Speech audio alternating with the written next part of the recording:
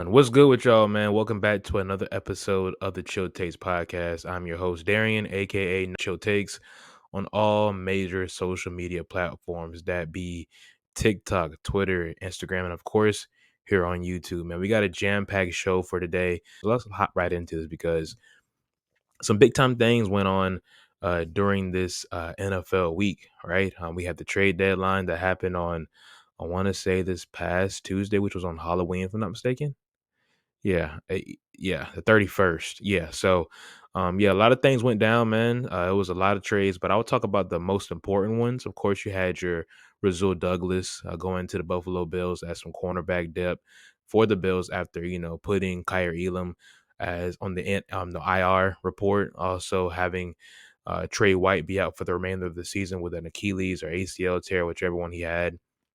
You also had Donovan Peoples-Jones get traded to the Detroit Lions, right, from Cleveland for some draft picks. You also had, of course, Josh Dobbs get traded to the Minnesota Vikings, right? The Minnesota Vikings unfortunately lost Kirk Cousins, and prayers up to him for the remainder of the season. So, they have a quarterback situation going on right now with Jaron Hall, the rookie quarterback, making his first career start this Sunday. So they brought in Josh for a potential starter, I'm assuming, but also they brought him in just for some depth and to have a guy kind of coach Jaron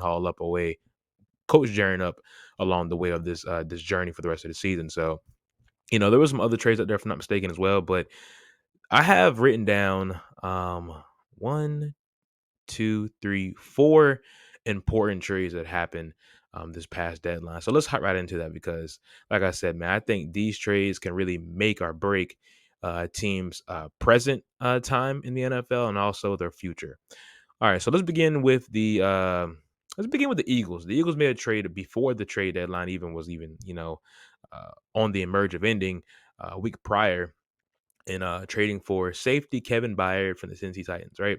Kevin Byard has served as a very phenomenal safety during his time in Tennessee. I would think, when healthy, he's a top five safety in this league. His production speaks for itself.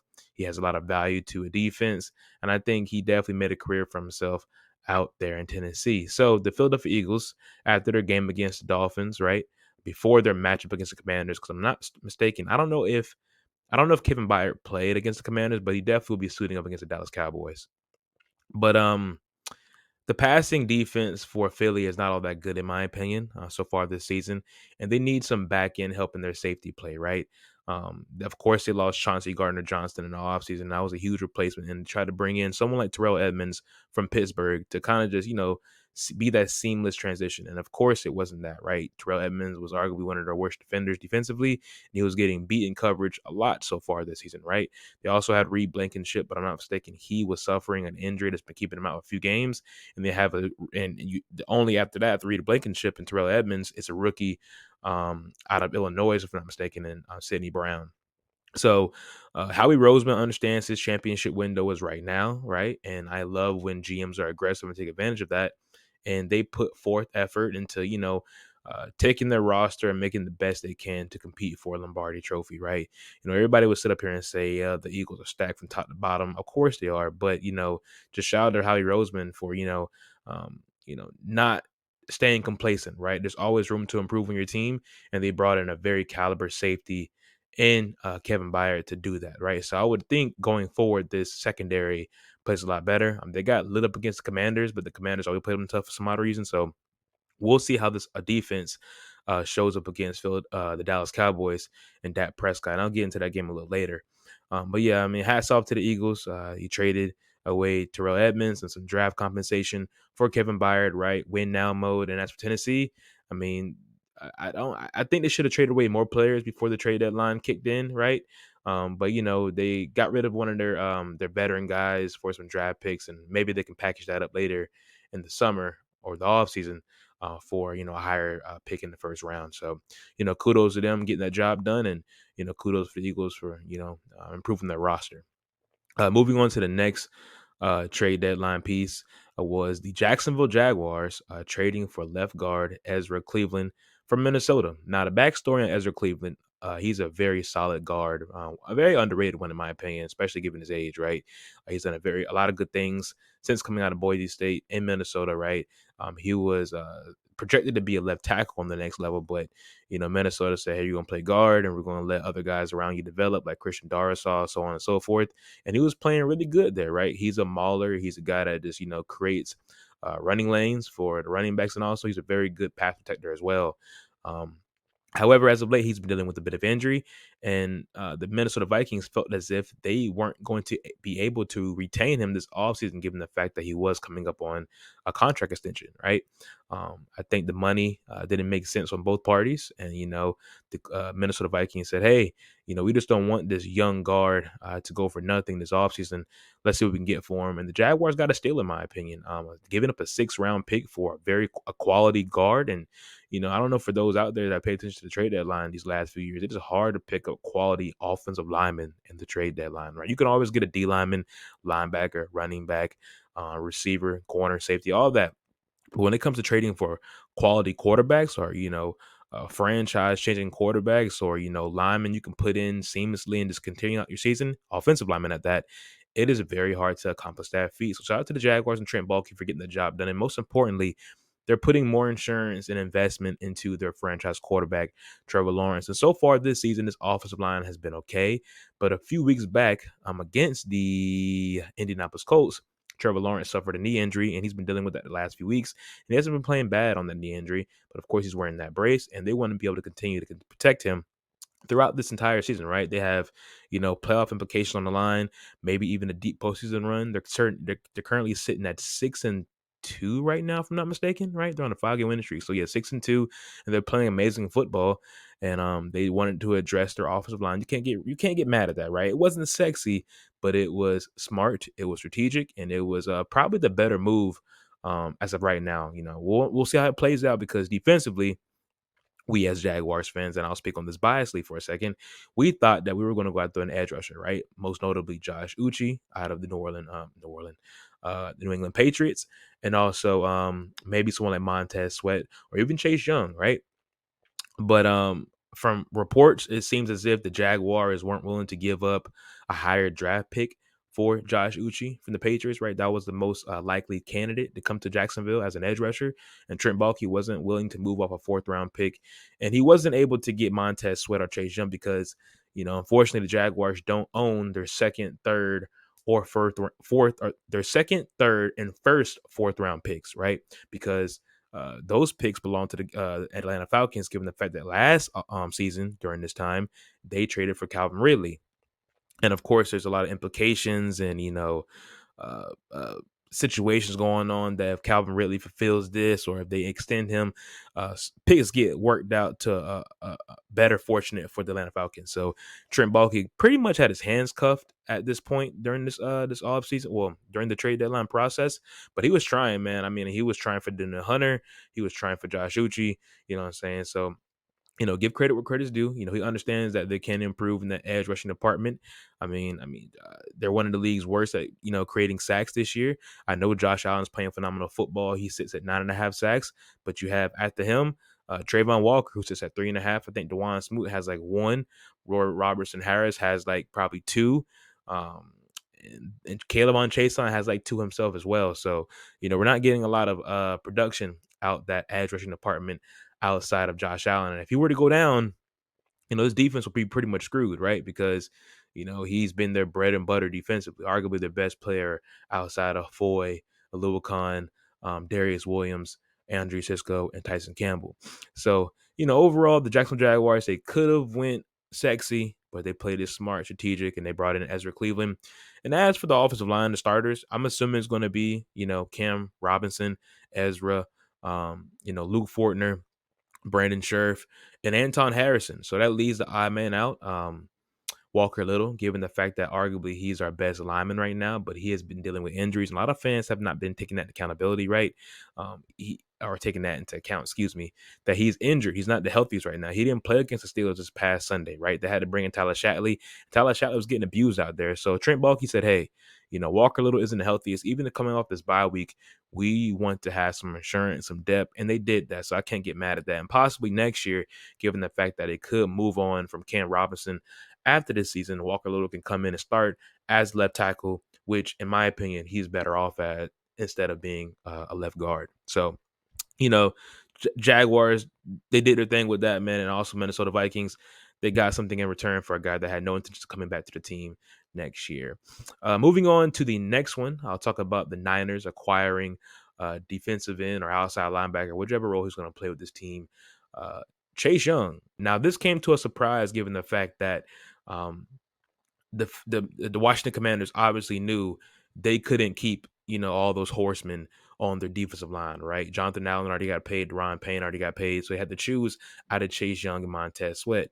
Now Montez Sweat is older, right? He might be better right now, but Chase Young, possibly could have been a better investment given the fact that he is still very young. Of course, he's a former second overall pick, and he hasn't even reached his peak or even his ceiling as an edge rusher. And I would think he would be more cheaper than in trying to extend someone like Montez Sweat, given the fact of, the current situation between the two.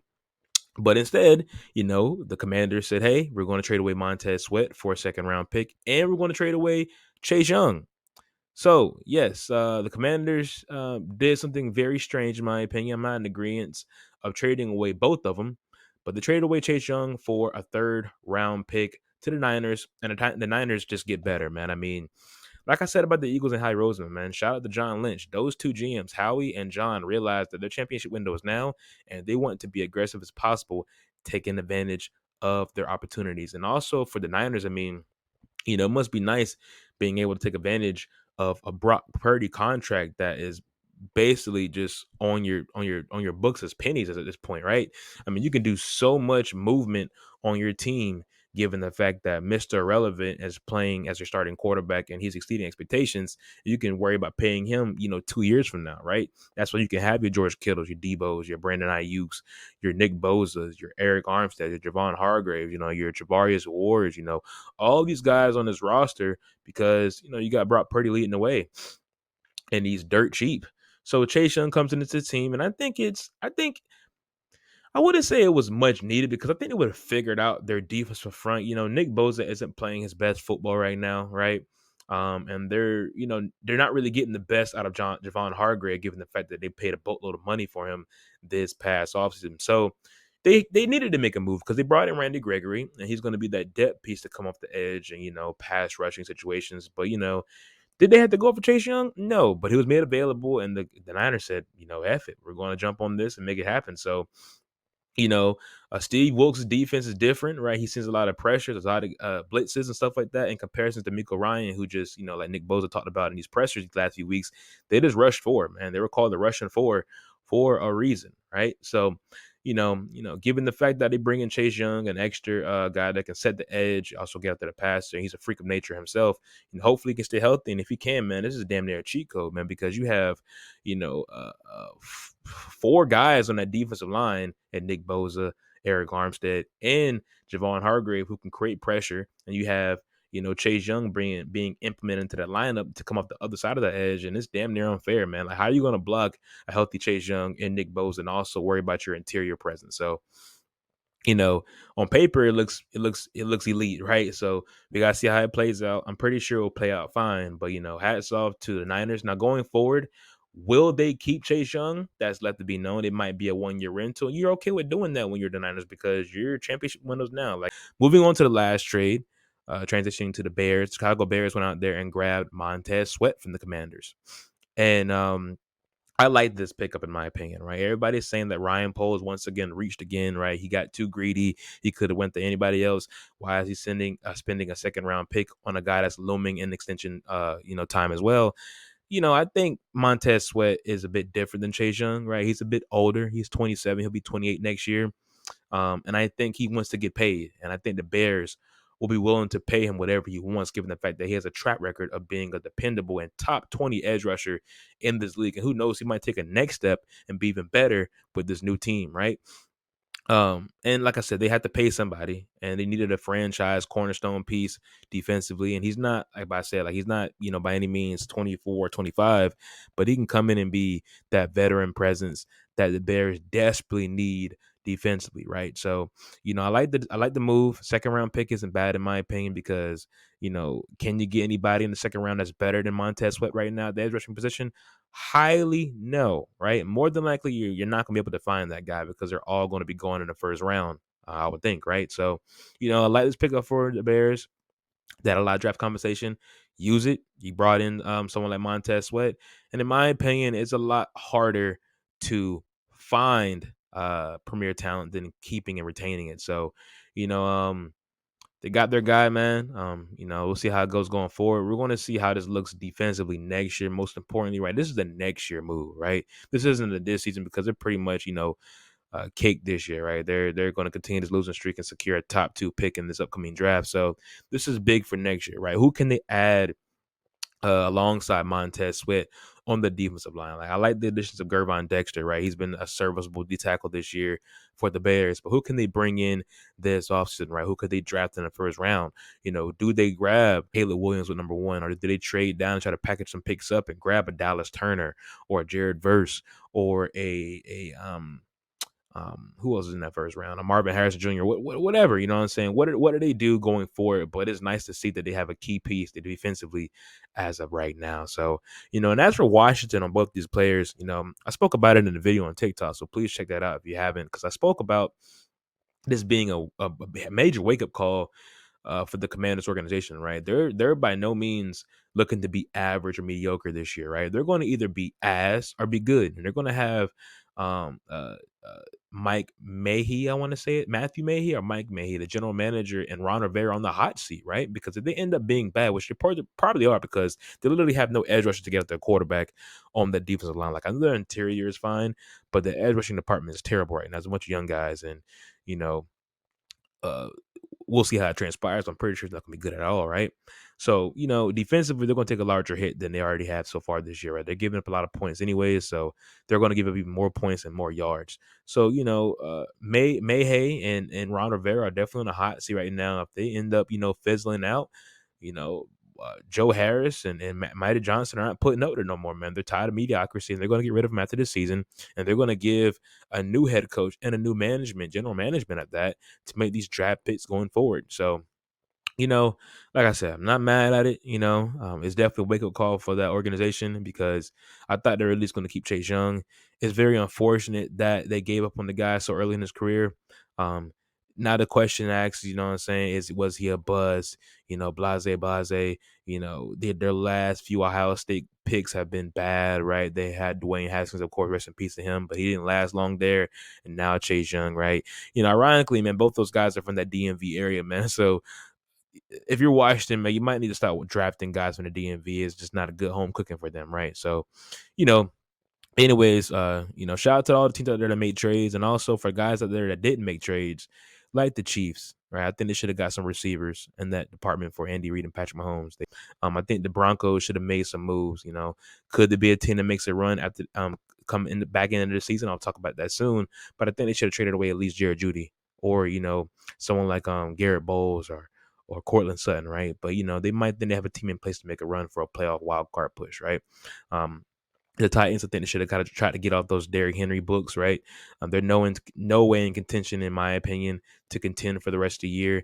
They have a young quarterback in Will Levis who looks promising right now. You got to build around him, and I think getting rid of Derrick Henry would have been the key to that. Now, I know it would have been hard trying to get an older running back damn near in his 30s or in his 30s to a team on that hefty of a deal, but they should have tried to make a move happen, right? Because if Kevin Byard can get off those books, I know Derrick Henry definitely could have. So, but anyways, let's transition to my next topic about teams who could possibly go on a run to end this year, like the Lions and Jaguars did of 2022. Now, if you guys remember, the Jaguars at this point last year were 2-6, and they lost some tough games against the Broncos in London, the Colts on the road, and also I want to say they lost to some other teams as well, right? So at this point in their season last year, they're looking at 2-6. Projected to have a top 5 pick in the draft, and everybody's wondering if Trevor Lawrence was the answer going forward. Fast forward, they had a remarkable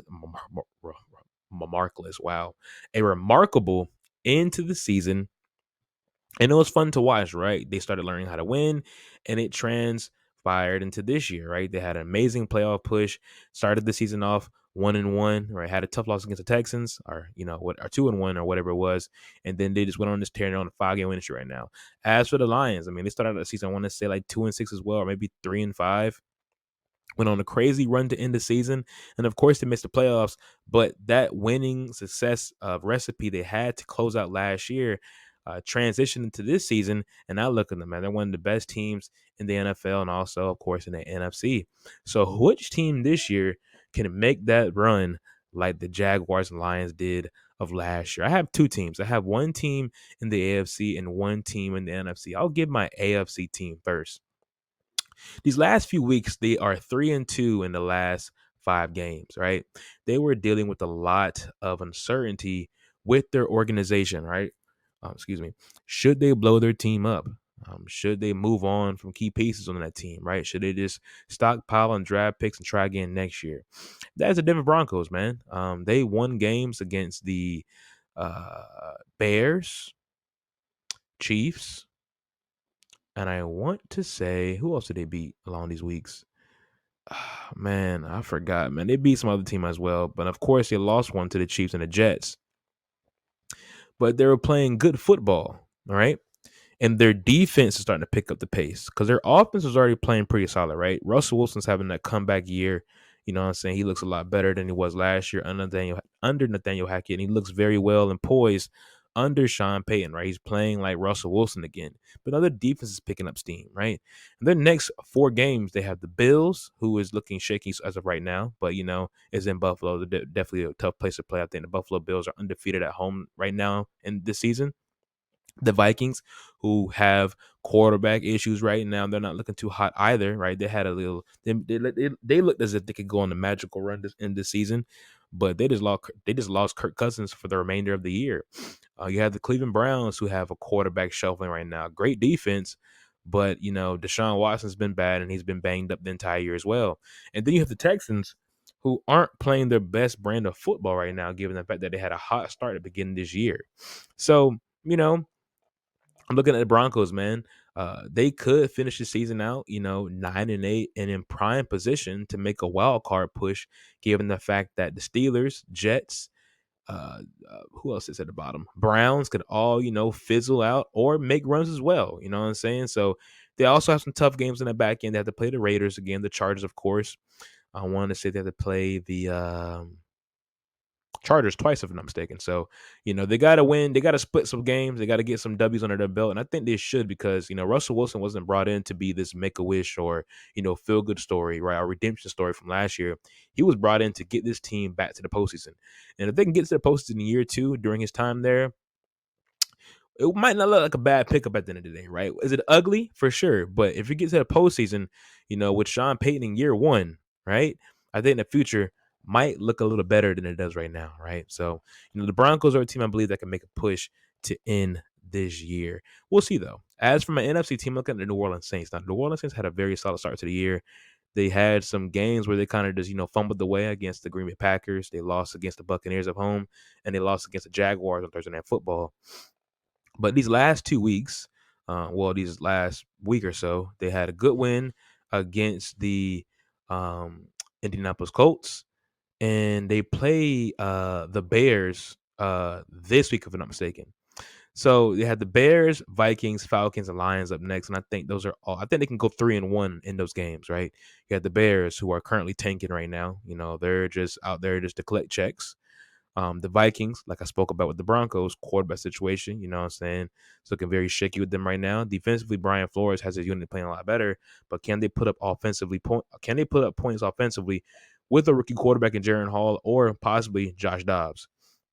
The Falcons, who aren't, really anything to scare, in my opinion. Yeah, they find ways to win, but they're a very, unorthodox, ugly team to watch at times. And you have the Detroit Lions. Now, of course, the Falcons have Taylor Heineke starting going forward for the remainder of the year, so they might look a bit different offensively, but that's left to be seen. But the Detroit Lions, of course, they're a phenomenal team, and they're probably going to lose to them. So they can go 3-1 the next few games. And of course, if they finish the season, 10-7 or 9-8, or maybe even 8-9. You know what I'm saying?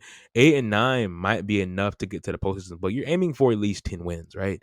They can get 10 wins. They have six. Well, they have my bad. They're 4-4, so they have 12 more games to do that, right? No, I'm tripping. Oh, my math is terrible. Wow, they have 9 more games to do that. Yeah, they have 9 more. Yeah, they have 9 more games to do that. So plenty of football to be played.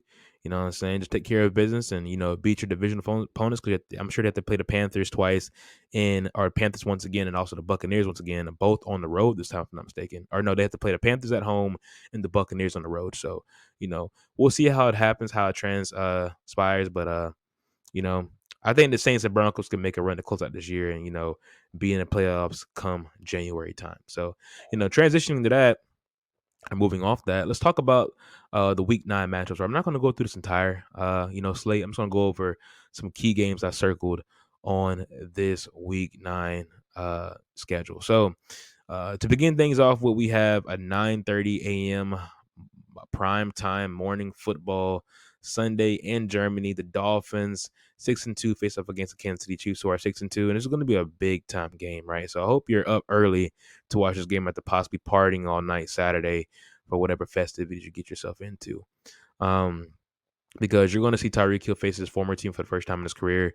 You're going to see some offensive juggernauts face off against each other. You're going to see some defenses, play some quality football as well. My biggest takeaways from this game entering, it has to be Tua versus a better defense, right? I think the stats showed that he struggles against defenses that are, top 10 or top 15 in the NFL, and the bottom feeder defenses, he lights them up, right? So this is their big test, their next big test. They failed against the Eagles, in my opinion. And so far this season, they have not won a game against a team at or above a 500 record. As for the Chiefs, defensively, they're playing amazing football. Probably the best defense we've seen so far in this Andy Reid and Patrick Mahomes tenure. But offensively, this might be the worst unit we've seen so far in the Patrick Mahomes and Andy Reid tenure. And even you're saying that they're worse, they're still probably a top 3 passing offense, maybe like a top 20 run offense. And collectively, that probably averages around like, top 12 or something like that, right? So, offensively, it's not the prettiest, it's not as efficient or fluent or electrifying as we've seen in the past, but it's still getting the job done. But these last few weeks have definitely been a bit harder for them. They struggled against the Broncos twice and ended up losing one of those games. And also they struggled against no, they lit up the Chargers. But overall, man, I mean, like the receiver department, like I spoke about in the trade situation, they should have moved off. Well, they should have tried to trade for a guy, right?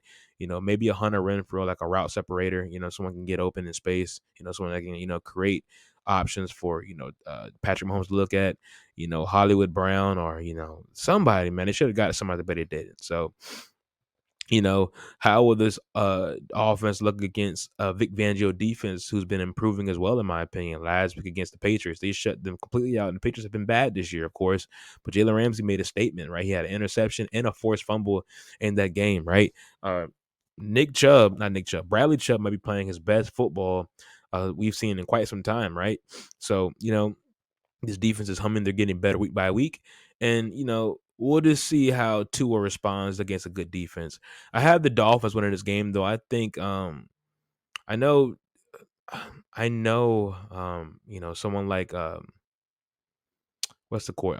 Steve Spagnuolo can do some very good things scheming up against his former player that was on his team in Tyreek Hill, and Andy Reid can as well try to make it harder for Tyreek out there. But Mike McDaniel's such a phenomenal play caller, man. They're going to find ways to score points in this matchup. Even though with the Chiefs defense being phenomenal, they're going to find ways to put up points. And I got the Dolphins winning this game, man.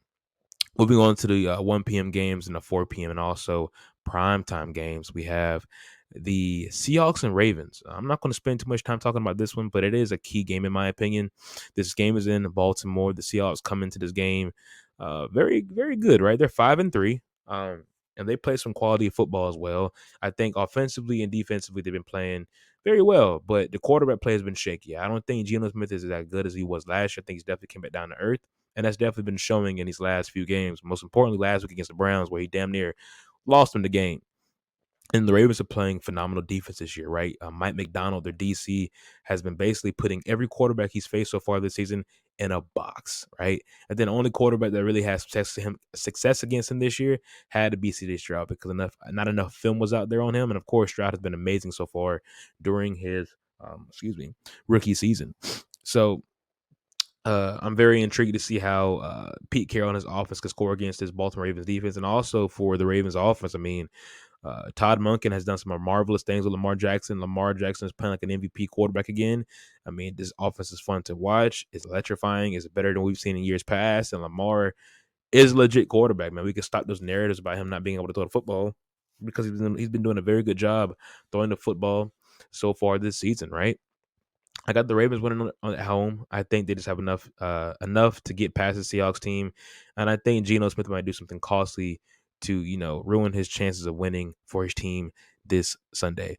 Cowboys and Eagles 4 o'clock matchup. Man, this is going to be America's game of the week on Fox. I'm pretty sure. You got the Dallas Cowboys currently sitting at 5-2, going up against the Philadelphia Eagles, who currently sit with the best record in the NFL at 6-1.